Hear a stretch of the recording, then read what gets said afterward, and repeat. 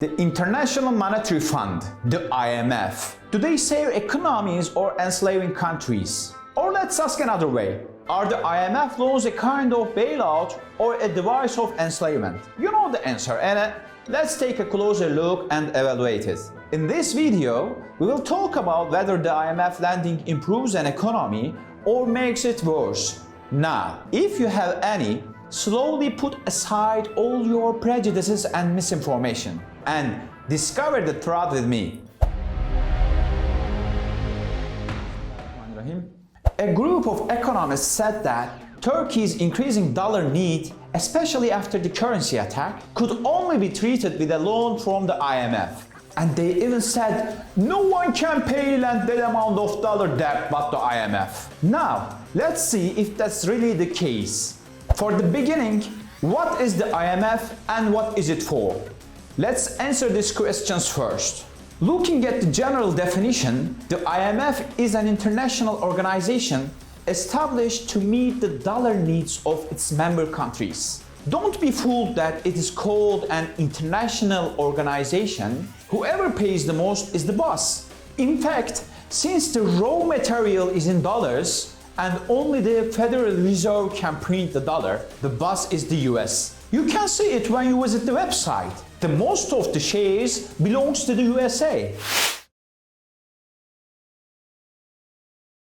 Let's come to the main function. What was it? Providing liquidity in emergencies. Dollar liquidity. Well, you are a member country and you also need dollars. You said to the IMF, give me dollars. Calm down, boy. It is not that easy. The institution says that they will offer you some conditions and you will accept all these terms that may gonna offer. In order to soften these conditions perceptually, you will implement it in your country under the names of structural reform. Now, why is the institution imposing these conditions on you? The answer is actually very simple. To be able to collect the dollars they give you. So they want to get sure that you pay the debt. So far, everything seems normal, right?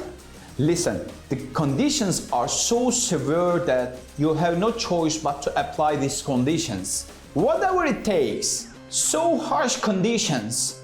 No different from a slave contract. I am serious. Check out the website yourself. Increasing taxes, raising the retirement age, reducing social expenditures such as health, education, etc. As you can see, the IMF imposes all conditions on you that will make the life of a citizen nightmare. When you look at the conditions, it's like that. Take the keys and I let you to own the country. Exactly, I'm not kidding. When you ask the IMF these conditions, they will respond you, these are to solve the structural problems of your economy. But the results tell us a different story, buddy. There is no positive case that any country that has borrowed from the IMF has recovered so far. Can anyone show any example? No, because there is not. Anyway, if a country finds a loan from anywhere else, the last chance is the IMF, the last gate. Aside from saving your economy by borrowing from this institution, it's a really mess. Aside from saving your economy by borrowing from this institution, it is a really mess, both politically and sociologically. Think of it like falling into the hands of a user. Do you know anyone who gets better with a borrowing from a user? Look, ask anybody around yourself. No one will tell you a good ending story. Pakistan, Argentina, Greece, and many others are IMF regulars who couldn't recover with the debt they borrowed from the IMF. Let alone saving their economies, they have all become debt addicts. And this addiction brings with it many structural crises. Structural reforms bring structural crisis. Wow, it sounds great, like a quote. So, if these countries are unable to pay this debt, why does the IMF continue to lend to them? Or let's ask another way. Why does the IMF lend to these countries that no one willing to lend or trust enough to lend? During the Cold War, when Haiti was a strategic ally of the United States, from 1960 until 1990, 30 years, Haiti was receiving loans from the IMF during 27 of those years.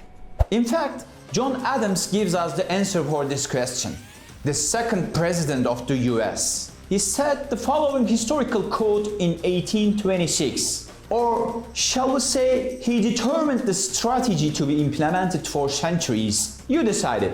It's up to your decision. There are two ways to conquer nations. The first one is the sword, the second is the debt. Then you've got Pakistan. And I mean, there is a very strategically important country, right? So you think back to December 2001, when the United States was looking for a foothold from which to enter into Afghanistan. Pakistan gets a huge loan from the IMF, double the size of the previous loan that they had received. Lending to a country where no one willing to lend. Very interesting, huh? I think it means that it's an organization that has purposes beyond just collecting the money it lends. Because there are such countries that the IMF delays the debts of these countries every 3 or 4 years. They have no industrial production, no job creation. I don't even mention on education and technology. Why do you lend money to this country?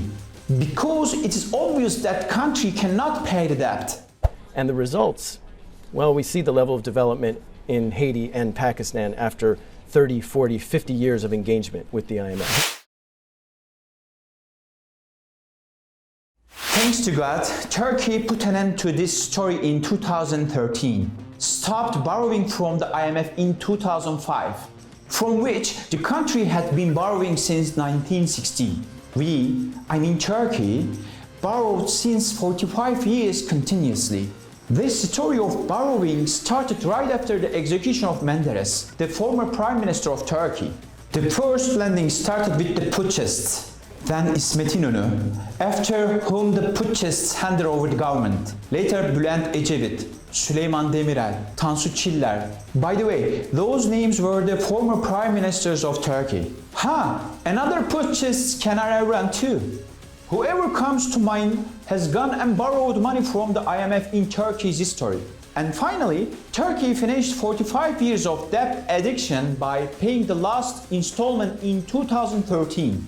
That's why you need to think twice before saying the IMF. When you want to save your country's economy through the IMF, there is a high risk of turning into a slave, a debt-addicted slave. What we are talking about is not a secret, it's a known fact. You pay off the debt somehow. But what about structural reforms which deteriorates your country's original settings? Is it possible to get it back to normal? I mean, without lending the IMF loan again.